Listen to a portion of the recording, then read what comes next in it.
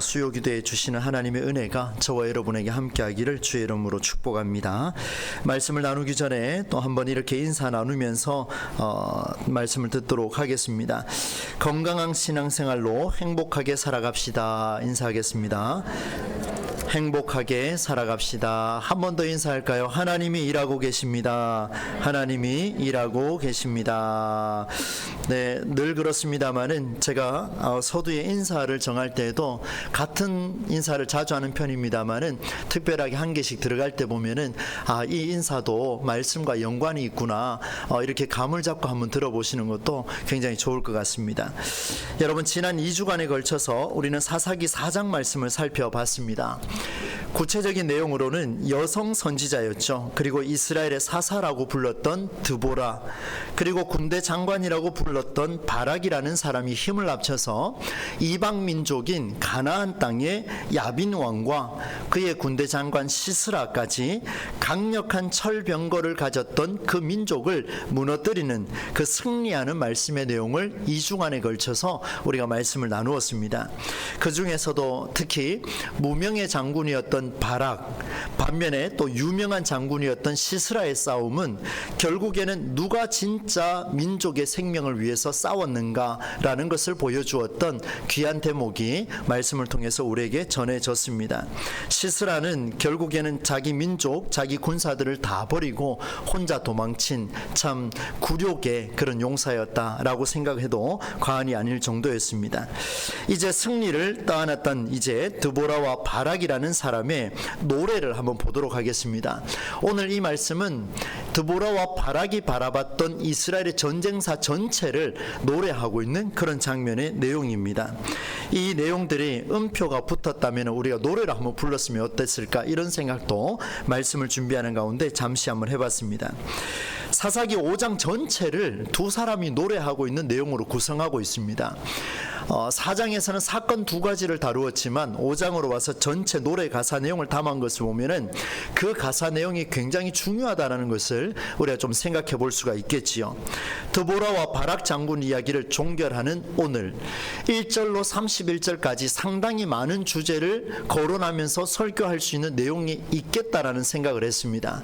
여러 가지 주제를 좀 생각을 해봤습니다만은 오늘 저는 여러 견해를 뒤로하고 노래 안에 담겨 있는 우리가 꼭 이것은 가지고 6장으로 넘어가야 되겠다라는 그런 마음을 담아서 말씀을 깊이 묵상하는 가운데 세 가지의 특징을 여러분에게 말씀을 통해서 한번 나누려고 합니다.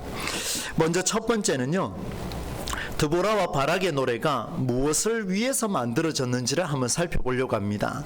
드보라 그리고 바락, 이 두 사람이 이 노래를 만든 이유가 무엇일까요? 승전가를 부르는 굉장히 귀한 노래의 구성입니다. 역사의 대부분에 승리했기 때문에 승리의 계가를 부르는 것은 전쟁에서 승리한 당사자뿐만 아니라 자손 대대로 너네 아버지는, 너희 어머니는, 너희 할아버지, 너희 조상은 이런 전쟁사에서 이렇게 승리했다라고 하는 승리의 계가를 들려주는, 자손 대대로 알려주는 귀한 의도가 있는 게 노래입니다. 나아가 민족성을 고취하고 마음의 하나됨을 유지하기 위한 그런 노래들 굉장히 많지 않습니까? 우리나라를 대표하고 있는 아리랑 같은 노래가 아마 그런 쪽에 들어가지 않을까 한번 생각도 해봤습니다. 그런데 여러분, 이렇게 중요한 수단이 될 수 있는 자손 대대로 승리의 계가를 알려주면서 우리 민족은 이런 민족이다라는 것을 알려주는 그 노래, 그런데 이 노래 가운데에 사라지지 않는 게 있다면 그것은 당대의 승전가가 울려 퍼지기까지 그 승리의 메시지를 남겼던 위대한 인물들의 이름이 그 승전가에 기록이 되어 있다는 것을 우리는 알 수가 있습니다. 많은 우리나라의 그런 노래 가사에도 이름이 등장을 하지요. 드보라와 바락의 노래에도 오늘 역시 많은 인물들이 거론되고 있습니다. 이스라엘의 12지파의 이름부터 시작해서 곳곳에 드보라와 바락 그리고 다른 사람의 이름들도 기록되어 있습니다. 그런데 다른 승전가 노래에서 찾아보기 힘든, 정말 찾아보기 쉽지 않은 특징이 오늘 본문에 등장하고 있습니다. 그것은 노래를 만든 드보라와 바락이라는 이 두 사람이 제3자의 입장에서 이 노래를 만든 게 아닙니다. 관찰자의 입장에서 만든 게 아니라 실제로 그 전장 속에 뛰어들었던 사람들이 불렀던 노래라는 것을 우리가 생각할 수가 있습니다. 물론 살아남았으니까 그 노래를 부를 수 있겠지라고 생각할 수 있습니다. 그러나 만일 살아남았으니 만들 수 있겠다라는 생각이 든다면 당연히 드보라와 바락의 노래는 사실상 싸움에서 이길 수 있도록 가장 큰 역할을 했던 두 사람, 드보라 그리고 바락, 이 드보라와 바락을 제외한 그 어떤 사람들도 역할을 못했기 때문에 이 두 사람을 그 승전가의 노래 속에 계속해서 구구절절 담아야 되는 게 정상입니다. 그게 상당히 이치에 맞지요. 그런데 희한하지요. 두 사람에 대한 찬가는 나타나지가 않습니다. 두 사람을 칭송하는 그런 내용이 오늘 승전가에 들어있지 않습니다. 물론 드보라와 바락의 이름이 중간에 있긴 합니다만은 그렇게 나오지가 않습니다. 노래를 들어보면 두 사람을 위대하게 만드는 그 어떤 내용도 오늘 본문에는 드러나지가 않습니다. 그래서 생각했습니다. 하나님, 이 두 사람이 등장하지 않는, 이름은 거론되지만 그들을 칭송하거나 그들을 위대하게 만드는 어떤 내용도 드러나지 않는 이 노래 가사, 그럼 왜 만들었습니까? 하나님, 이 두 사람이 왜 이걸 만들었습니까? 라는 질문 속에 말씀을 다시 한번 묵상하게 되었습니다. 그러면 여러분, 두 사람의 노래, 어떤 이름이 많이 등장하고 어떤 관점으로 이 노래가 기록됐는지를 이제 보려고 합니다. 드보라와 바락의 노래가 오늘 성경에 기록되기까지 어떤 특징이 있었을까?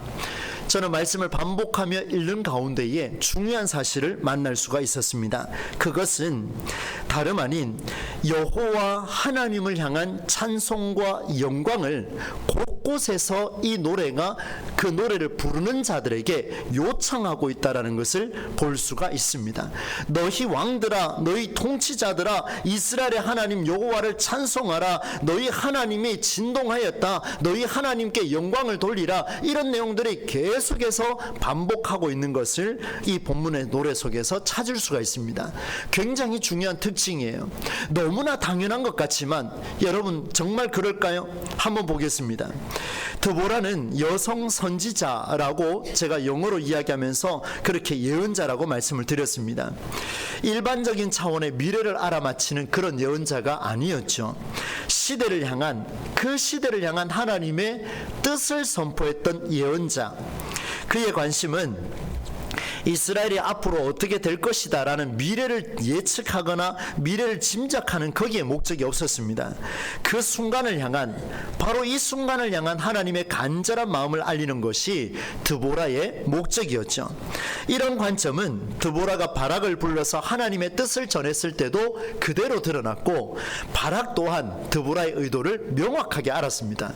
이것이구나, 하나님의 뜻이 그 당대에 어떻게 선포되는가, 여기에 모든 초점이 있었습니다. 그러니 여러분 보십시오.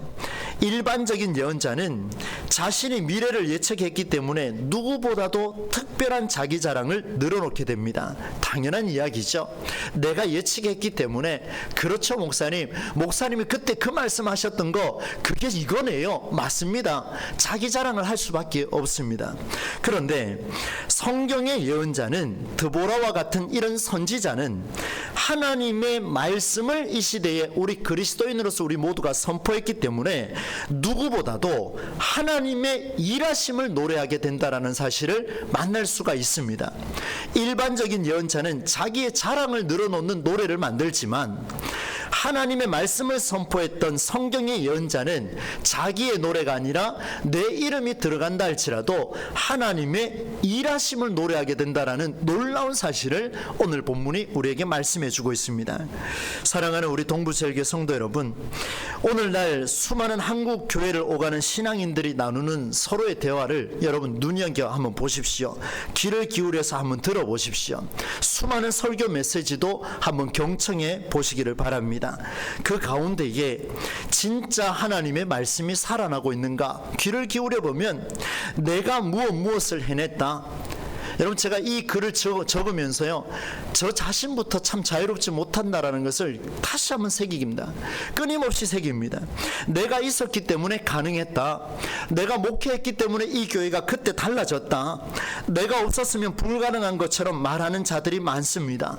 일어난 모든 일을 자기 중심으로 해석하는 자를 말하는데, 내가 기도했기 때문에 이렇게 됐습니다. 목사님이 조언했기 때문에 일이 풀렸습니다.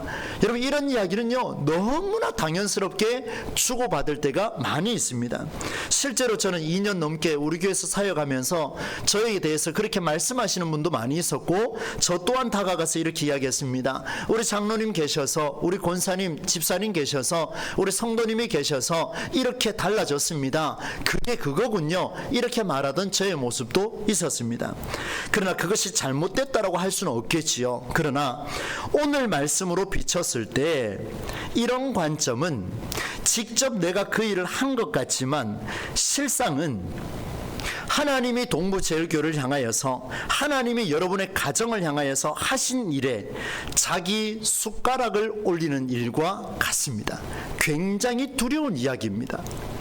여러분, 하나님께서 이 교회를 아름답게 만들어가고 계시고, 원로 목사님 통해서 23년 그 앞에 우리 초대 김상노 목사님부터 시작해서 만들어왔던 수많은 사건 사고, 그 많은 부흥의 과정들을 저는 끊임없이 한번 되새겨 봅니다.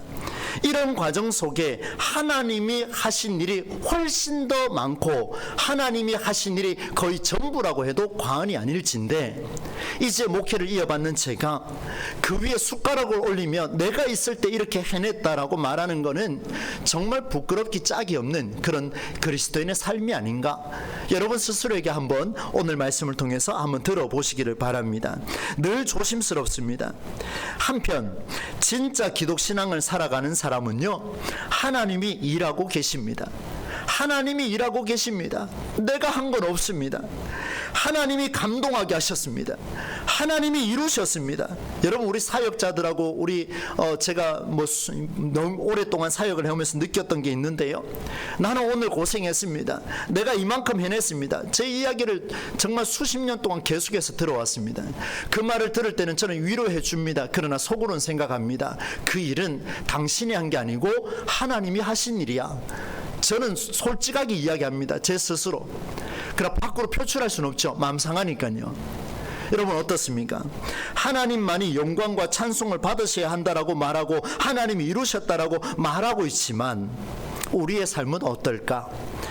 이런 관점은요, 하나님이 직접 하신 일에 대해서 내가 해냈다라고 말할 수가 없습니다. 그건 정말 교만이죠. 진짜 기독신앙을 살아가는 자는요, 이렇게 말할 겁니다. 하나님이 직접 하신 일에 대해 내가 해냈다라고 말하지 않고, 오히려 하나님이 하신 일에 내 온몸과 내 마음이 쓰임 받았습니다. 내 몸이 약해져도, 내 물질을 손해보고 내가 마음이 상한 날지라도 하나님이 하신 일에 내가 쓰임받았을 뿐입니다 라는 이런 고백을 우리가 할 수만 있다면 정말 우리 동부제일교회가 멋진 교회가 되지 않겠습니까? 사랑하는 오늘 수요기도에 참석한 여러분, 직접 내가 한 일 같지만 실상은 하나님이 하신 일에 숟가락 하나 올리는 그런 어리석은 사람이 아니라, 내가 한 것이 아니라 오히려 하나님이 하신 일에, 그 하신 일에 나는 저 밑바닥밖에 되지 않지만 내 온몸과 이 천한 몸과 이 미련한 마음과 이 쓰잘데기 없는 이런 몸뚱아리 하나를, 이 바디를, 너희 지체를 의의 종으로 사용하시는 그 하나님의 은혜를 우리가 경험할 수만 있다면 이것이 진짜 기독교가 아닐까요, 여러분? 이 말씀이 오늘 첫 번째로 우리에게 주어졌습니다. 여러분, 기독교의 힘은요, 사람이 받는 영광이 아니라 하나님이 받는 영광의 자리에서 빛이 납니다. 왜 그렇습니까? 하나님의 영광은 자기를 십자가에 못 박은 가장 낮은 자리에서 영광 받으셨습니다. 약한 자리까지 내려간 영광이기 때문에 그렇습니다. 이런 자리가 아니라면 하나님의 영광은 결단코 나타나지 않을 것입니다. 여러분이 높은 자리에 있으면서 그렇게 하나님께 영광을 올려드릴 수 있다, 우리는 조심스럽게 우리 자신에게 질문해야 할 것입니다. 두 번째는요, 두 번째는 오늘 본문에 나오는 내용 중에 드보라와 바락의 노래 가운데 두 사람이 참 우리가 앞서 봤던 사람들이 등장합니다. 여러분 6절 말씀을 한번 보시겠습니까? 6절을 우리가 같이 한번 읽어보도록 하겠습니다. 시작. 아나세 아들 삼갈의 날에 또는 야엘의 날에는 길의 행인들은 오솔길로 다녔도다. 여러분 잘 한번 보십시오. 삼갈의 날에는, 야엘의 날에는 이렇게 승전가를 부르며 한 구절을 담아놨습니다. 여러분 우리가 알고 있는 대로 삼갈은 드보라가 사사로 세워지기 바로 직전에 소를 모는 막대기로 블레셋 군사를 몇 명 죽였다 그랬습니까? 600명을 쳐 죽였습니다. 대단한 사람이죠. 단 한 번의 사건에서 스쳐 지나가는 사람이었어요. 야엘은 또 어떻습니까? 적군의 군대 장관인 시스라를 죽였던 그 여성의 이름, 사실은 지나가도 무방한 그런 이름의 차원이었습니다. 이 싸움에서 승리한 후에 여러분 이를 기념하고자 승전가를 만든다면, 이 노래가 더욱 빛나려고 한다면, 여러분 이 노래가 아니라 예를 들어 책을 썼다고 합시다. 여러분이 책을 하나 만들어 내신다면 위대한 장군, 위대한 대통령, 위대한 작가, 정말 뛰어나고 능력 있는 사람을 앞에 써야 되지 않겠습니까? 추천인에 쓴다거나 아니면 1절부터 31절까지 쓸 때에 정말 능력 있는 사람을 중간중간에 구구절절 써야 그 승전가가 가치가 있습니다. 그런데 스쳐 지나간 이 두 사람의 내용을 기록했다라는 것은 정말로 놀라운 사실입니다. 그냥 스쳐 지나갈 수 없는 우리에게 주시는 하나님의 은혜입니다. 사실은 온니엘과 에훗 이 두 사람을 넣었다면 드보라의 이 승전가 노래는요 훨씬 더 빛이 나고 가치가 있었을 겁니다. 그런데 놀랍게도 성경은 to rescue라는 단어를 사용한 온니엘과 에훗 다음에 삼갈도 중요한 인물이라는 사실을 보여주었고, 드보라는 그 삼갈의 이름을 오늘 본문 속에 넣어놨습니다. 드보라와 바락의 노래 중심에 승전가에 도움이 될 만한 이름을 기록한 게 아니라 여호와 하나님이 이스라엘을 구원하는 일에 쓰임받은 인물, 바로 삼갈을 기록하고 있다는 사실에 여러분 주목해야 할 것입니다. 여러 업적을 남겼다고 해서 승전가에 넣을 수 있는 게 아니라는 겁니다. 정말 짧은 시간 스쳐 지나갔지만 그 짧은 시간 삼갈이 무슨 생각을 했는지는 우리는 알 수 없지만 드보라가 봤을 때는 그 삼갈은 하나님의 뜻을 이루는 통로로 쓰임받았다라는 것을 말씀해 주고 있습니다.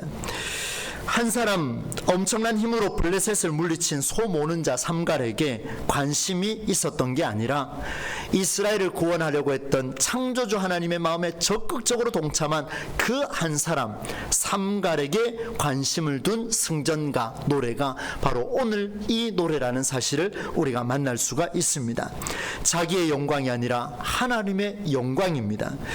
야엘에 대한 노래 내용도 우리에게 도전을 줍니다. 여러분 24절 한번 보시겠습니까? 24절에 보면은 이렇게 기록하고 있습니다. 함께 읽어보겠습니다. 시작. 게은 사람 헤벨의 아내 야엘은 다른 여인들보다 복을 받을 것이니 장막에 있는 여인들보다 더욱 복을 받을 것이로다. 아멘. 야엘은요, 여러분 잘 한번 들어보십시오. 야엘은요 본래 가나안 왕 야빈과 화평이 있었던, 가까이 지냈던 야엘의 남편 헤벨이요, 이 가나안 왕 야빈과 이방 민족의 왕이죠, 굉장히 화평한 집의 사람이었습니다. 그런데 야엘은 남편이 이방 민족의 왕보다, 이 남편이요 이방 민족의 왕보다도 4장 11절에 그 말씀이 기록되어 있는데, 지난주에 제가 잠깐 스쳐 지나갔습니다.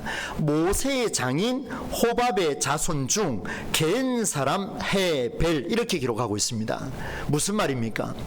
아무리 이방 땅에 강력한 힘을 가진 야빈이라 할지라도 그 사람을 의지하지 아니하고 내 남편은 이스라엘 민족에 의해서 이루어진 가문의 사람이라는 사실을 이 여성이 알았다라는 사실입니다. 여러분 한번 기억해 보십시오. 보십시오.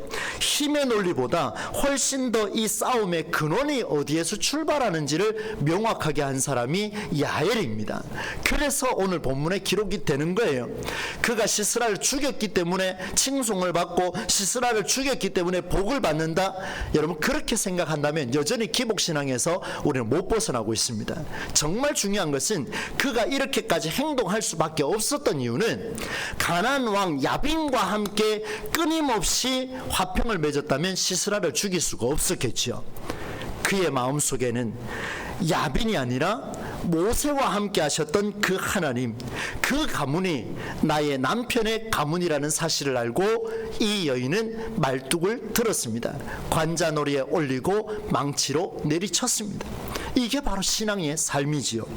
그 결과 드보라와 바락의 노래까지 등장하면서 동시에 어떤 여인들보다도 복을 받을 것이라는, 장막에 있는 어떤 여인들보다도 더욱 복을 받을 것이라는 놀라운 축복의 노랫말이 오늘 본문 속에 들어있습니다. 여러분 돌아가셔서 한번 읽어보십시오. 복을 받을 것이라는 말을 누구에게만 하는지 야엘에게만 해당하고 있습니다. 마지막 세 번째 이야기입니다. 세 번째도 굉장히 독특한데요. 가나안 왕 야빈의 군대 장관 이름이 우리가 이미 잘 알고 있는 대로 시스라입니다.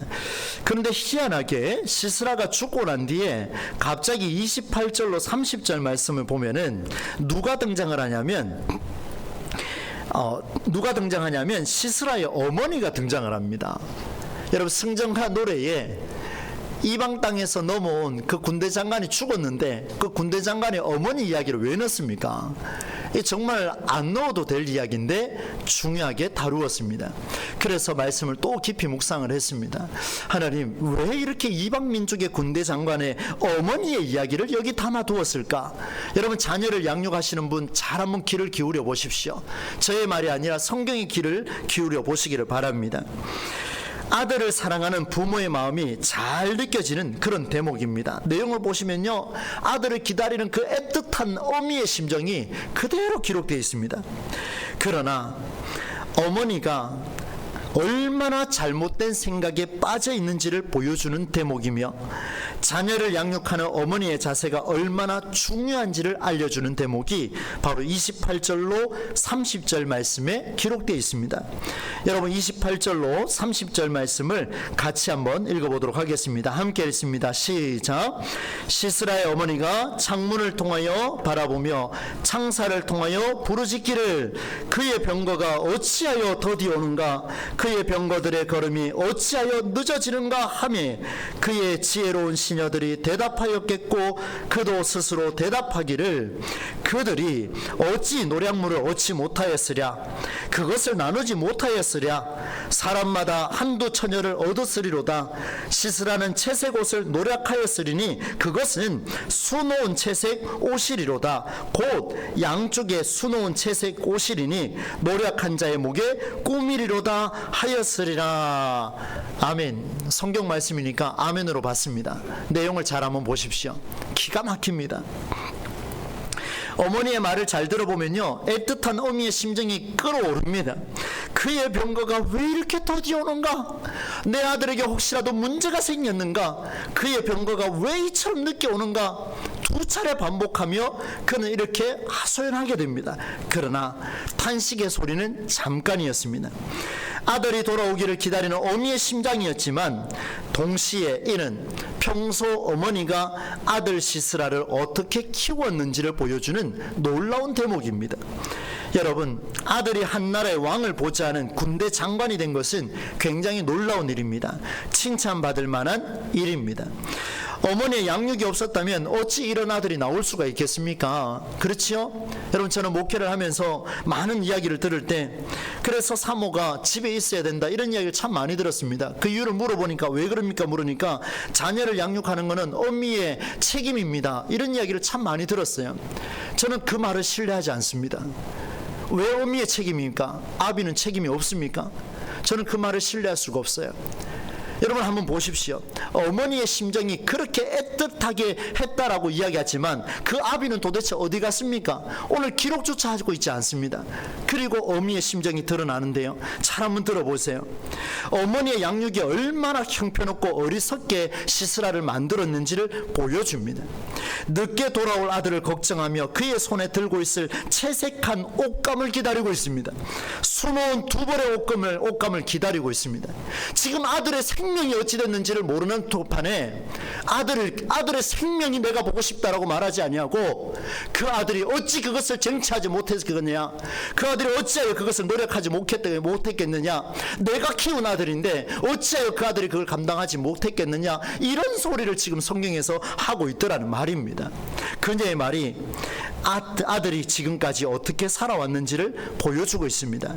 적어도 왕을 보좌하고 군대를 통솔하는 군대 장관이라면 어머니의 양육은 이렇게 돼야 됩니다. 어머니의 양육이 그렇게 중요하다면요, 이렇게 해야죠. 아들아, 너는 군대 장관이라, 너는 이 나라의 군대 장관이라, 군대 장관이면 어떻게 살아야 하는지를 가르쳐야 했습니다.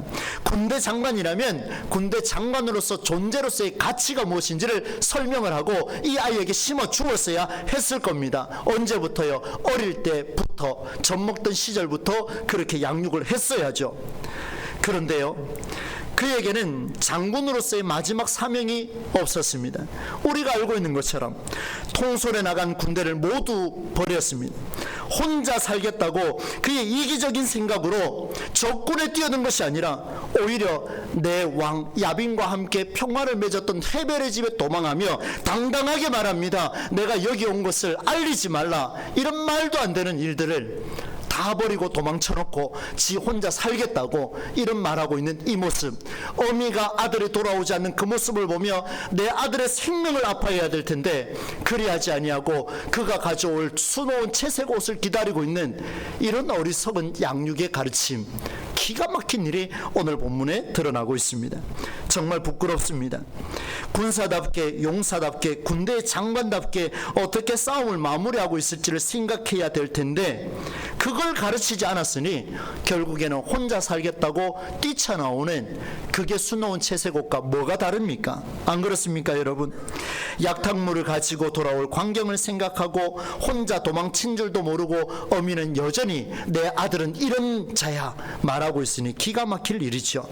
한편 하나님의 생각은 완전히 달랐습니다. 시스라를 기다리던 어머니의 생각과 완전히 달랐습니다. 드보라와 바락이 마주했던 시스라와의 싸움은 채색옷과 수놓은 두 벌의 옷감이 아니라 우상을 숭배하던 원수들의 죽음, 그들을 망하게 하시는 하나님의 뜻이 담겨 있었습니다. 오늘 이 5장의 노래는 모든 초점이 바로 여기에 들어 있습니다. 우리는 수많은 복을 간구하고 수많은 화평을 간구하고 수많은 일들을 우리는 하나님 앞에 구하고 있지만 정작 이 원수들의 죽음을 망하게 하시는 하나님의 뜻을 구하고 있는가? 아니면은 시스라의 엄마처럼 그렇게 양육하며 그렇게 또다시 주어질 채색옷을 가르치고 있지는 않은지 오늘 우리 자신을 돌아봐야 하겠습니다. 결론 말씀입니다. 여러분 31절 말씀 함께 읽겠습니다. 시작. 여호와여, 주의 원수들은 다 이와 같이 망하게 하시고 주를 사랑하는 자들은 해가 힘있게 도둠같게 하시옵소서 하니라. 그 땅이 40년 동안 평온하였더라. 아멘. 내용의 정리입니다.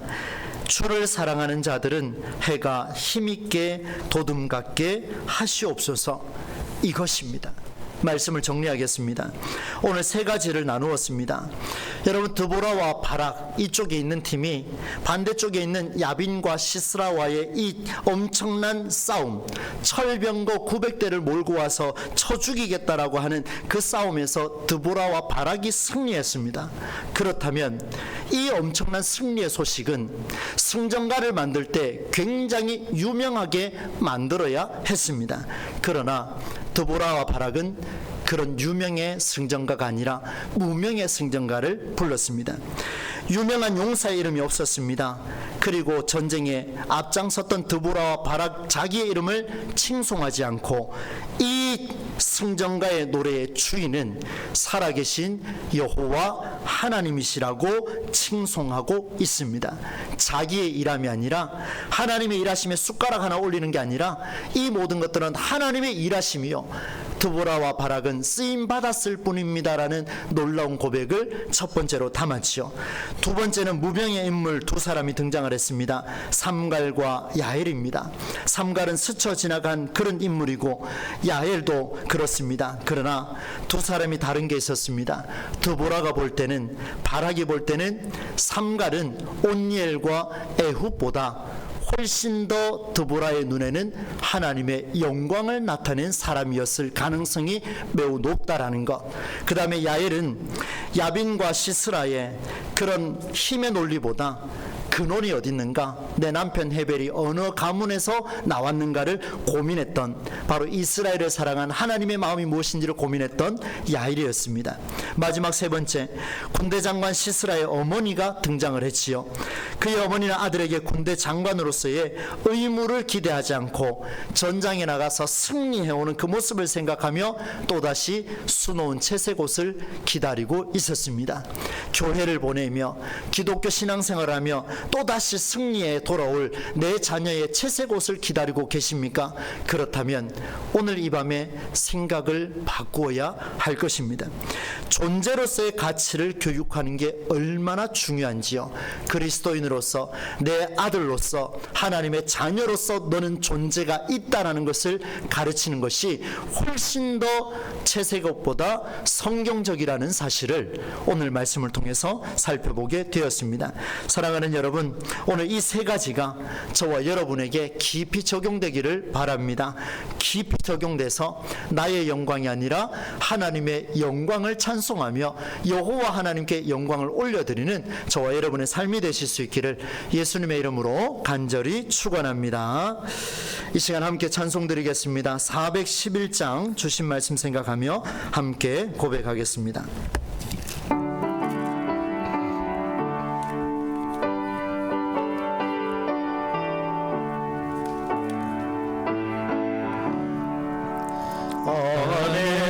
속에 참된 평화 있네. 주 예수가 주신 평화.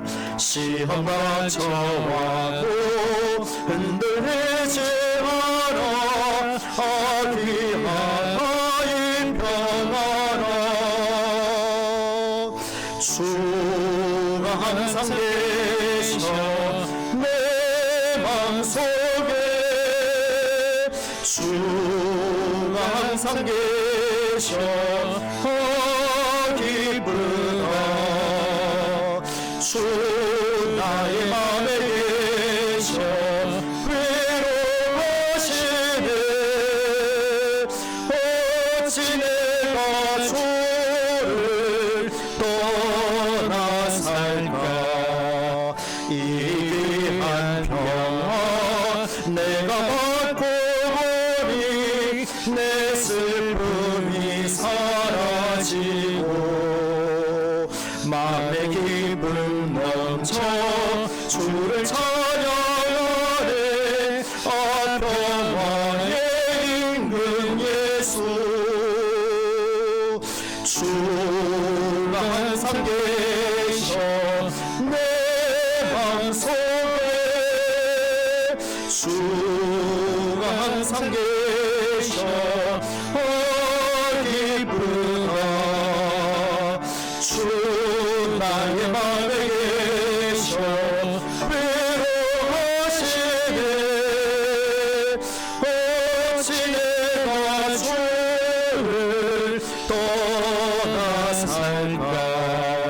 주 날개 아래 내가 사는 동안 이 보배를 빛내리라. 기쁜 그날이와 주를 만나게 그 평화 영원하리.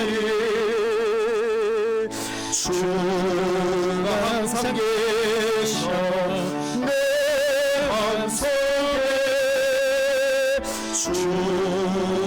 항상 계셔